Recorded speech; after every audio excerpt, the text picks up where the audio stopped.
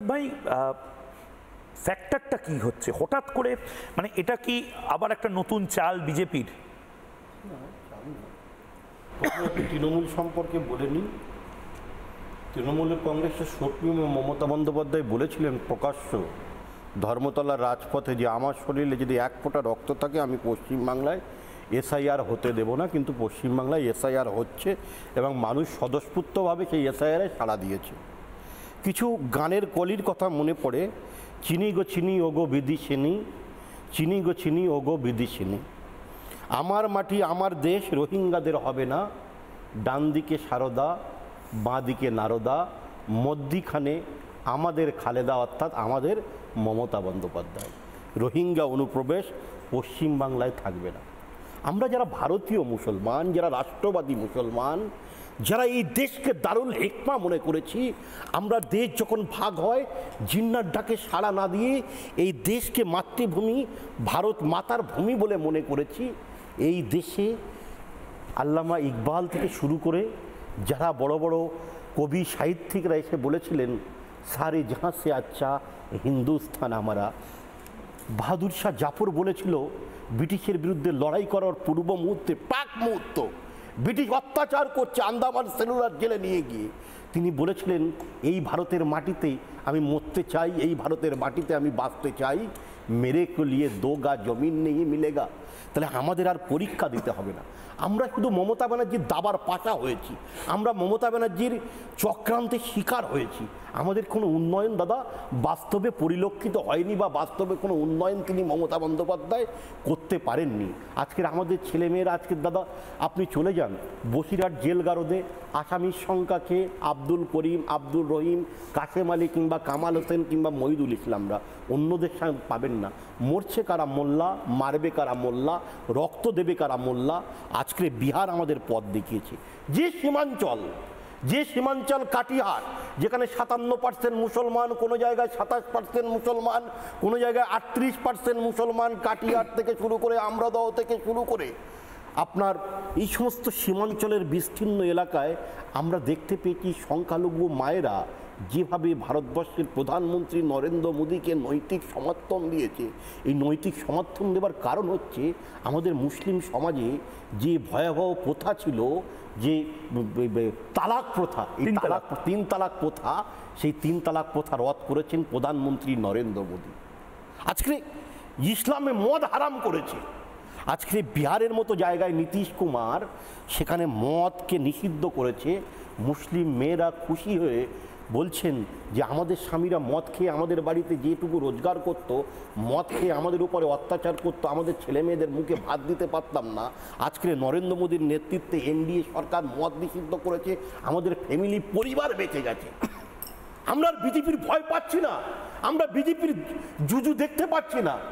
মোদি মানে আবেগ, মোদি মানে ভালোবাসা, মোদি মানে আস্থা, মোদি মানে সংখ্যালঘুদের হক অধিকার পাইয়ে দেওয়ার লড়াই। আজকে বলুন, সব থেকে যদি বেশি উপকৃত হয়ে থাকে ভারতবর্ষের মুসলমানরা বেশি উপকৃত হয়েছে। উজ্জ্বলা যোজনার যে গ্যাস সব থেকে সংখ্যালঘু মুসলমানরা পেয়েছে। আজকে আয়ুষ্মান ভারতের স্বাস্থ্য প্রকল্প 5 লক্ষ টাকা বিহারে সব থেকে মুসলমানরা উপকৃত হচ্ছে। আর পশ্চিমবাংলায় চলে আসুন, যারা বলেছিল যে রোহিঙ্গা কেমন দেখতে, রোহিঙ্গাদের চেহারার কেমন আকৃতি, কীভাবে রোহিঙ্গারা চলাফেরা করে, আজকের কিন্তু আমরা দেখতে পাচ্ছি আপনাদের চ্যানেলের মাধ্যমে যে রোহিঙ্গারা বাংলাদেশের হাকিমপুর কিংবা ঘোজাডাঙ্গার বা পেট্রোপোল সীমান্তে গিয়ে তারা জোট বেঁধে দাঁড়িয়ে আছে, কখনো এই বিএসএফ আমাদের অনুমতি দেবে আমরা ওপারে গিয়ে নিজেদের জীবন রক্ষা করব। ভারত কোনো ধর্মশালা নয়, ভারত কোনো অতিথিশালা নয় যে ভারতবর্ষে ভারতীয় মুসলমানদেরকে বঞ্চিত করে আপনি রোহিঙ্গা মুসলমানদেরকে লক্ষ্মীর ভাণ্ডার দেবেন, স্বাস্থ্যসাথী প্রকল্পের টাকা দেবেন, আর নির্বাচনে 21 সালে মমতা ব্যানার্জিকে ভোট দিয়ে মুখ্যমন্ত্রী করবে, 24 সালে আপনারা এমপি দেবে, পঞ্চায়েতে ভোট দেবে। কেউ কেউ বলছেন আমরা 15 বছর আছি, কেউ বলছেন 10 বছর আছি, আমরা 3 বার করে ভোট দিয়েছি।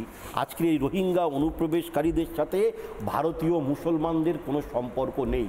মমতা ব্যানার্জি উস্কে দিয়েছিলেন মমতা ব্যানার্জি চেয়েছিলেন যে 2021 সালে যেভাবে এনআরসির নাম করে গোটা পশ্চিমবাংলায় যে ভয়াবহ তাণ্ডব লীলা চালানো হয়েছিল, সেই লেলিহান শিখার আগুনটাও পশ্চিমবাংলায় মুসলমানদের মধ্য দিয়ে তৈরি করার চেষ্টা করেছিলেন। কিন্তু পরিষ্কার মুসলমান, ভারতীয় মুসলমানরা বুঝেছেন যে আমরা ভারতীয় তো ভাই, আমার বাপ দাদা 14 পুরুষ, আমি ছোটবেলা থেকে এই দেশে লালিত পালিত হয়েছি, এই দেশের খেয়েছি পড়েছি বড় হয়েছি, এই দেশ তো আমার দেশ। এই দেশ ময়ূক রঞ্জনদার যতটা অধিকার আছে কাশেম আলীরও ততটা অধিকার আছে। আমরা ভারতীয় মুসলমান, আমাদের ভয় কিসের? তাই মমতা ব্যানার্জির ওই কথায় উত্তেজিত হয়ে মুসলমানরা একটা বাসেও আগুন দেয়নি বা দাঙ্গা করতেও নামেনি। এই মুসলমানরা এসআইআরকে সাদরে গ্রহণ করেছে এবং দেখবেন মুসলিম এলাকায় 80% ফর্ম ফ্লাপ হয়ে অলরেডি বিএলওর কাছে জমা হয়ে গেছে। আসলে মমতা ব্যানার্জির কোনো বুজুরুকি কাজ করছে না।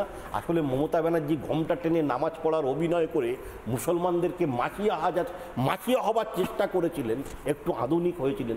34 বছরের সিপিএম আমাদের ফুটবলের ব্যবহার করেছে, ক্যাডার হিসেবে ব্যবহার করেছে। মমতা ব্যানার্জি মুসলমানদের কাছে বলেছেন যে আমি আপনাদের ভরসার স্থল, আমি আপনাদের কাছে মাসিহা।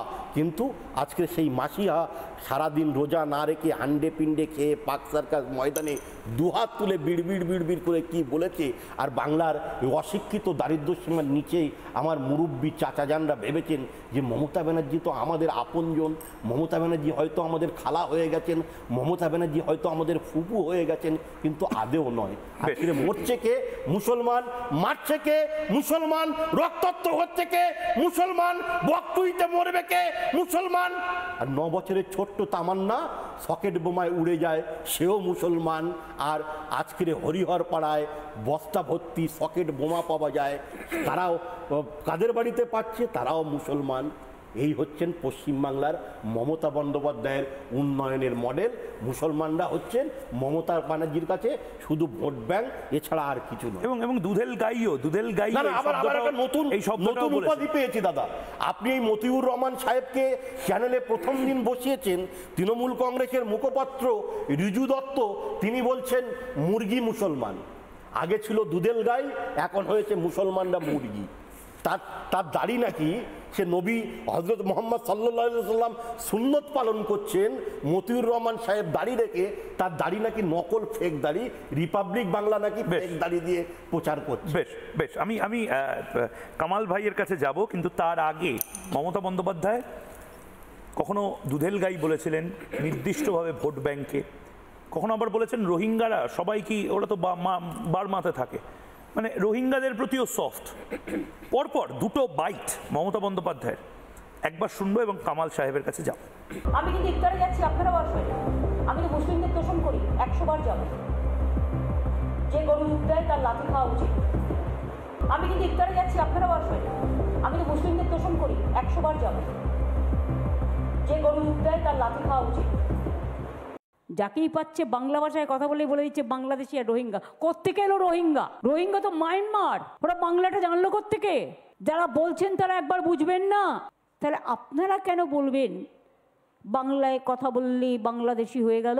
আরে যারা বাংলাদেশে আগে জন্মেছিল তখন ইউনাইটেড ইন্ডিয়া ছিল, তাদের অভ্যাসটা রয়ে গেছে। But they are not Bangladeshi, very much they are Indian.